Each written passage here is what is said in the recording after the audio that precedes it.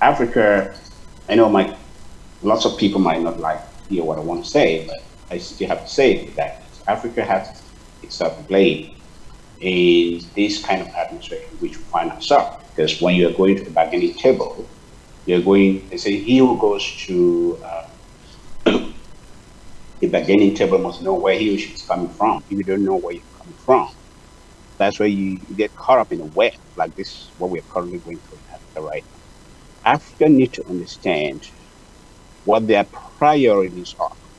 Africa need to foster what their priorities are. If you know what your priorities are, you will know what global alliance you're going to go into.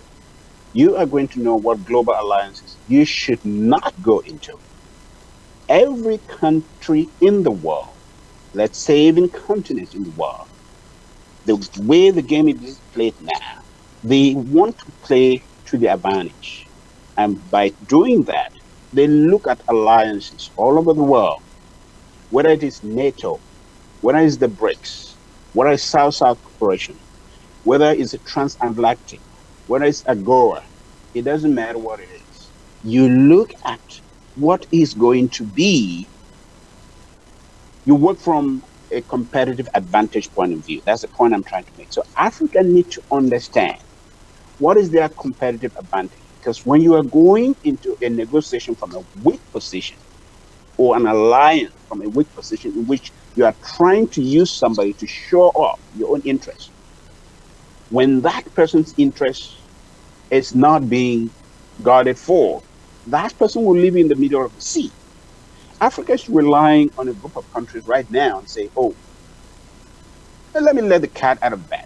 Maybe Russia, maybe the United States, maybe Eastern European and so on. Or we're going to go behind them to see how we can shore up our resources, shore up our security, shore up this and that.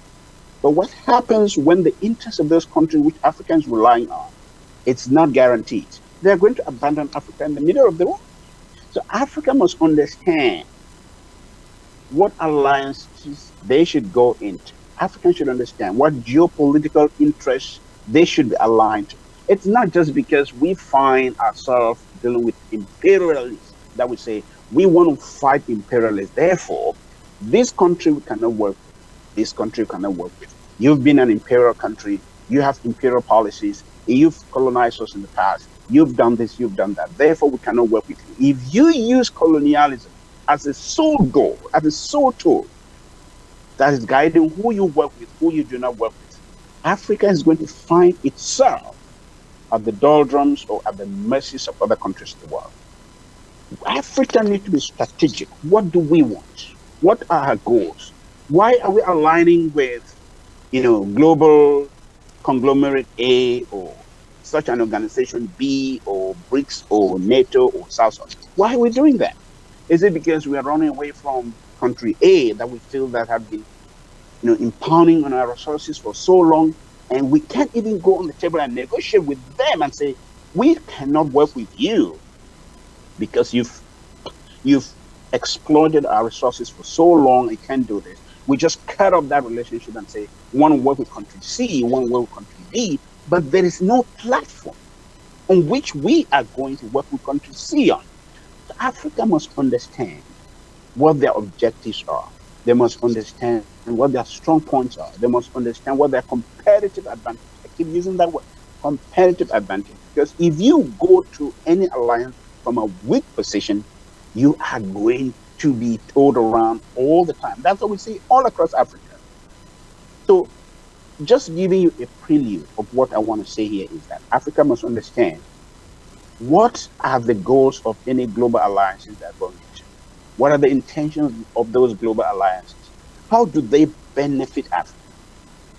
From that perspective, Africa will be able to chart a new global perspective that is not being tied to A or B or C, but is tied to the interest of Africa. That should be the platform on which Africa should work.